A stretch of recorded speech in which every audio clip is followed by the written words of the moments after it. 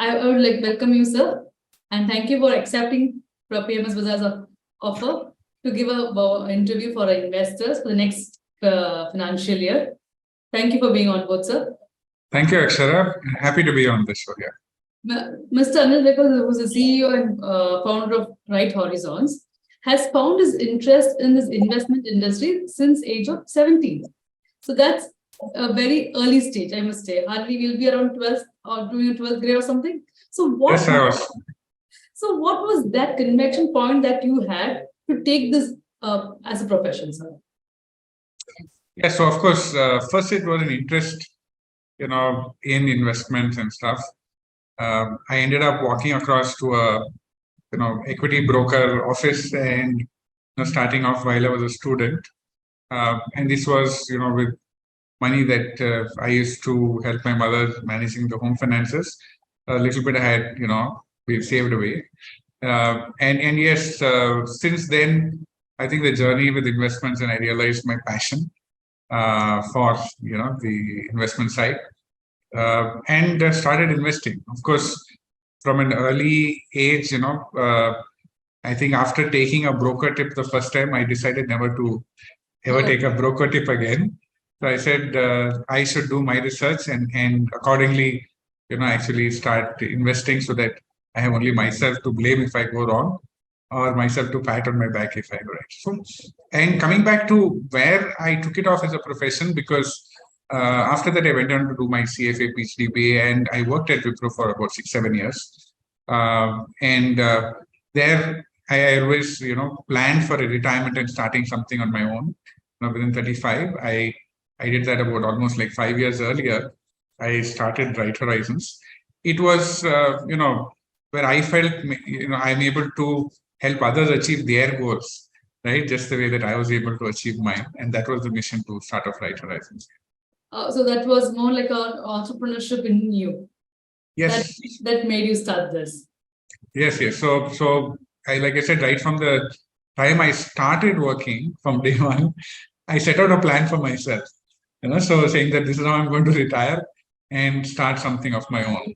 So I guess that entrepreneurial bug was, always there within me. And I think when the time was right, I said it's a good time to start. So this would give people an idea to have a plan for retirement as well. Yes. Yeah, so I think that's important because I keep telling people one of the 50% of maybe even achieving it, right, is putting down your plan, visualizing it, right, and then working towards it, right. So and we cannot imagine the impact of having a roadmap to what you want to do.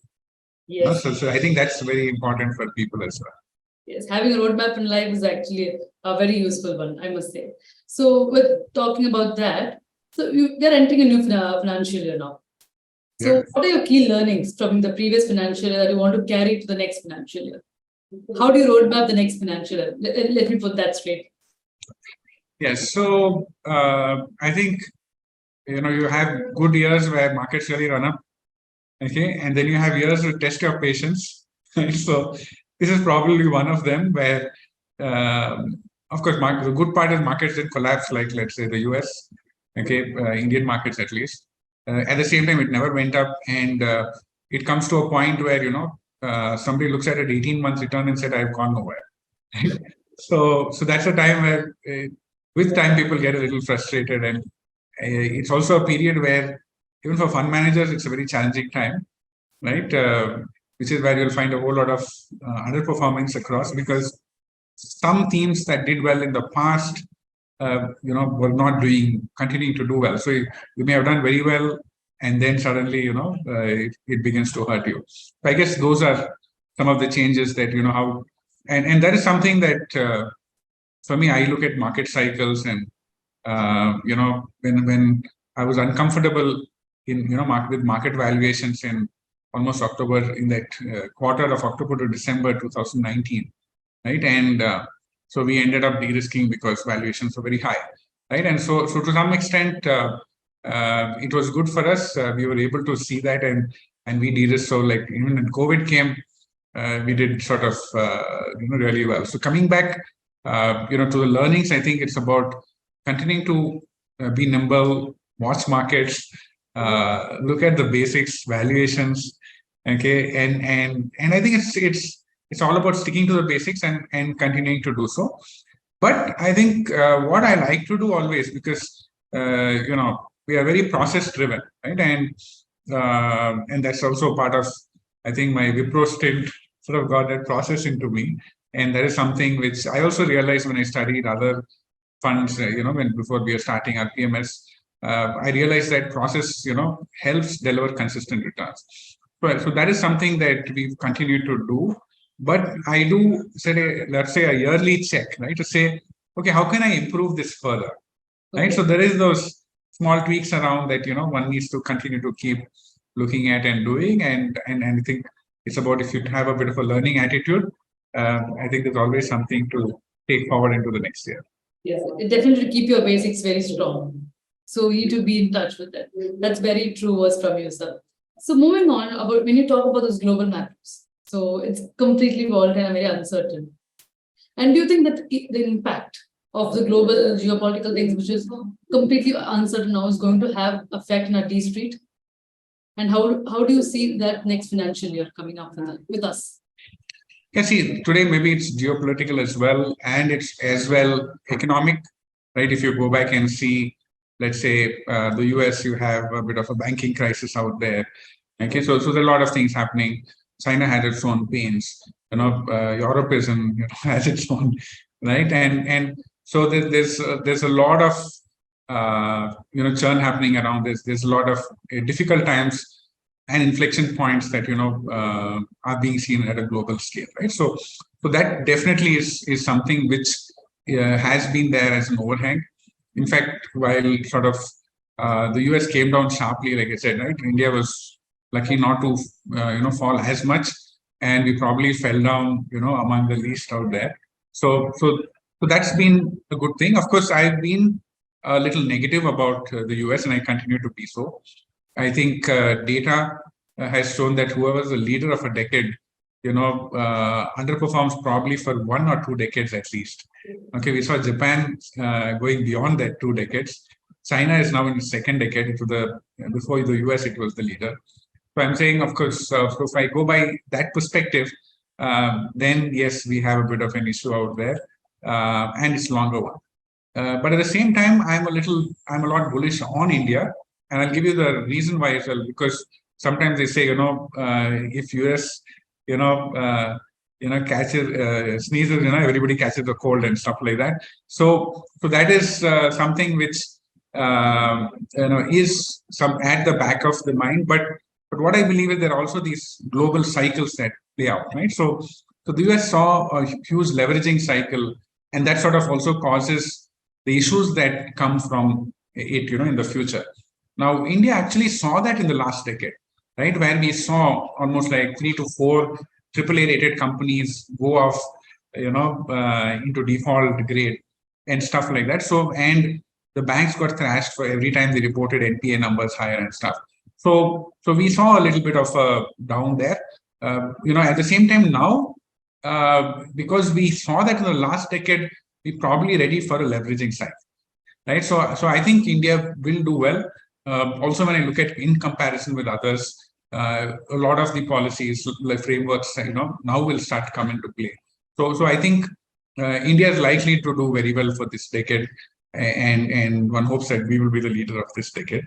So I'm not so concerned with sort of the geopolitical and maybe the global, financial stuff, what is happening. But yes, if it deepens, if it, some of this goes off into a deeper, say, banking crisis, which impacts the larger banks, which one doesn't expect, right? But for some reason, it snowballs into something larger, then yes, we have point to be concerned. But I'm definitely reasonably bullish about it. So you're very optimistic about India. Yep. That's nice. So I just got struck when you said that when US sneezes, other countries catch cold. So with that statement, if I could relate this, our Indian rupee had several low times in previous financial year. So against US dollar getting more strengthening with other currencies. So do you think this trend will follow up, or do you think there's a gap? Yeah, see, I think the rupee dollar, and especially if you ask any NRI, right, he will say, "Oh, the rupee always depreciates," right? And that's something that is there on their mind all the time, right? But actually, if you go back and look at data, it's interesting, right from if you went to 2001, 2000, you found the rupee depreciate, and then post the global crisis, it ended up appreciating. Again, the same thing repeated. And if you went back to see that, after it appreciated, we were almost back to, the 2001 sort of days and stuff like that. And again, post 2008, there was a bit of an appreciation, reasonable appreciation in the sort of rupee before we saw the depreciation again. So I'm saying that wherever there's a global crisis and there's a global downturn that we are looking at right now, okay, for the last 1 year, you would end up seeing that post that the rupee actually appreciates. Okay, and it's interesting. I also track some of these closely. And the rupee, if you look at it, almost from for the last 6 months, we are in a range. Okay, we have not gone past 83, right? So somewhere, it felt like we were going to hit 85. It went up, it appreciated again, then came back again. So 2-3 times it went closer to 83, and it shows that despite a lot of global developments, despite some of the banking crisis overseas and stuff like that, we still did not depreciate, and we continue to show some bit of strength out there. Now, yes, if the rupee say goes above 83 and depreciates beyond that, then we will see probably a rally. So but the point I'm making is the rupee moves in spurts, right? So you'll find suddenly it'll move from 75 to say 83, right? So that's how it'll move, and then it'll stay there for a long period of time. Then it'll appreciate again. That also is a bit of a spurt. Then possibly you'll see one more depreciation. But I think as India's inflation, also comes down relative to other countries, right? So you'll find a purchasing power parity. You'll find that our depreciation of the rupee will sort of continue to come down in the long term. But I'm saying in this decade, I definitely expect the rupee to actually appreciate. Oh, okay. That was a new thing to carry today. And when you talk about this Fed, the word Fed is threatening investors now, actually. So now RBI is likely to increase our rate hikes. Again, the rate hikes are going to continue. So, and because inflation is right above the tolerance, everyone knows that now. So do you think this rate hikes have an end, at least next financial year? Can we expect that? Or do you think it's going to continue? Yeah, so see, I think like equity markets, debt markets also, I believe, are predicted, right? So, and when I'm talking about debt markets, I'm saying, what are the government, say, 10-year government bond yield, for example. You can look at different period points. Okay, but let's take the 10-year G-Sec, which is the most commonly known, right? So what is interesting, if you look at, you found yields spike up, okay, but in the last 3 months, despite the rate hikes by the central bank, right, both in India as interesting and more interestingly in the US, right? US, in fact, almost for 6 months. It's not even just 3 months. For 6 months, you have not found the yields go up despite the central banks increasing interest rates, right? So if I go by that logic, that the market is always right? And there's that wisdom to differentiate, right? So I would believe that also from that aspect, I believe that we are closer to the end. Okay. Also, I think from looking at other parameters, like if you look at inflation has cooled off, there is some bit of uncertainty and there's some bit of weakness in the US banking system. Globally as well, there are some bit of jitters. So I think in a situation like this, I don't expect global central banks to be very aggressive. Okay, one must keep in mind they are always behind the curve. Okay, so which is why first the yield spiked, and then after that central banks increased rates. Initially, they were, including the US, was saying that no, we are not going to, and we don't think it's going to impact, etc. But subsequently, the Fed did, increase interest rates substantially.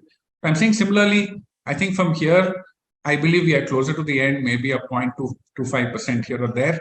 Okay, but from here, at least also looking at the yields and what the debt market is saying, right? I think we are sort of in a good point where possibly, hopefully, interest rates have either peaked or just about peaking. So that's a whole optimistic view on India. So, yes. So are you biased, or it's a very true opinion from your heart? No, so for me, I look at data, right? And so, I look at charts, I look at data. So when I look at it, I see the rupee, I see where it is, and that's what it's showing, right? Yes, there is a view which is slightly more emanating from a fundamental side that yes, the whole lot of things have happened in the decade. You had a deleveraging cycle, it's happened now. You should see a leveraging cycle. The whole initiatives of the government, the digitization, the entrepreneurship, and if you see again the Indian demographics, right? If you see a lot of the data points, we are very, very well placed versus others. If you see the demographics of most other countries are extremely negative, right from Japan to China to even the US is sort of turning a little now, right? So I think we are in a sweet spot. So if I look at fundamental data as well, yes, one is bullish, and at the same time, I also, if you saw, in September to December of 2019, we took cash call. We sort of moved out of financials, into pharma and consumer. So we did a lot of things, which is why when the COVID fall happened, we were much better off. And my view was, if it was not COVID, it was something else, because markets sometimes need a reason to correct because they were overvalued, right? So one is willing to look at it, but at a time like this, when markets are already down, when customers and a lot of investors come to me and are very nervous, right? I keep telling them, the more nervous you are, we are probably closer to the end of the down. Right? So I'm a contrarian, yes. And but I look at data as well, and I don't hesitate to, also call out a negative cycle, right? So if I think it is there, yes, one will come back and also say that. Okay. So with saying that, of course, your India business leader, Super Value Fund, Minerva, India Unreserved, FlexiCap, all of them have given good alpha in spite of market being very volatile. So can you share with us, what was the secret mantra that you followed for all these strategies that give it a good alpha? Yeah, I think, like I said, what has been really, really important to us is our process and a disciplined investing cycle, right? So, and at each point of time, when we think that markets are sort of overvalued, we sort of come back in and pull back. Even, of course, on certain strategies which give us a little bit of flexibility, we may, without churning too much, right? We may sort of look to manage risk a little more actively out there. So I think what has really worked for us, like I said, is just our process and being disciplined in what we are doing, using quantitative data, right, to make decisions. So see, if I tell you I'm bullish about it, I have to have, and I can give you some 8 charts to substantiate that, right? So I have to look at data, and that's true of everybody in the organization and the PMS team, right? We look at data and take decisions based on data rather than emotions, because that then actually, you're able to make the right decisions and also look at a contrarian, opportunities. Because if you see, there are 2 ways. One is to, catch the momentum, and you'll probably grow at a certain rate, but the great gain comes if you are able to catch a contrarian cycle. Okay. So right horizons into everything, large cap, small cap, multi cap, flexi cap, is right horizons into everything. So if investor comes to you at this volatile market and if he wants to enter the market, so what strategy you would pitch them? So if you tell me if he's entering the market, then I'll always be conservative. Okay. Right? So I'll still tell them, okay, you know what, we even have a hybrid, you miss that out. Okay. So because our whole point is I want to give the choice to the investor, right? So, and especially that was my perspective myself as an investor. There were points when I actually wanted a pure infrastructure fund, right? But then all the infrastructure funds had everything but infrastructure, right? Because infrastructure had a bad cycle, and then even communications and everything else, telecom becomes infrastructure, right? So that is something which is that we wanted to give various options to the clients out there. So what do I suggest for somebody who's really starting out, not even exposed to equities? Then yes, hybrid is always the best way to go, right? But if you have some exposure to markets, and let me say for a relatively more evolved investor, I definitely would say at this point of time, so contra call again, mid and small caps. Okay. So people will not want to look at them, but actually, so when we look at relative valuations, again, like I said, we always look at data, right? When you look at relative valuations and look at the chart, right, it has come to a point where I think it's time for mid and small caps to actually outperform large caps. Okay, so that is something which I believe so. But for, let's say, a stable investor who doesn't want too much of risk, then say we have the flexi cap strategy, which is an all-weather one, so you don't have to bother. We will break our head a little bit. At the same time, we will not go completely extreme to mid and small caps. We will not go completely extreme to large caps. And for evolved investors, like I said, RH super value or even an RH underserved. Super value is a mid and small cap, and underserved is a small cap strategy. Okay. So with that, we come to the end of this. We have one more question to go, but then we come to the end of the session. So what do you think as the USP of right horizons that is going to differentiate right horizons from other AMCs out there? Yeah, so I like I said, process was and some of those are one of it, but I think it's in how we like to build everything block by block, right? And we are conservative.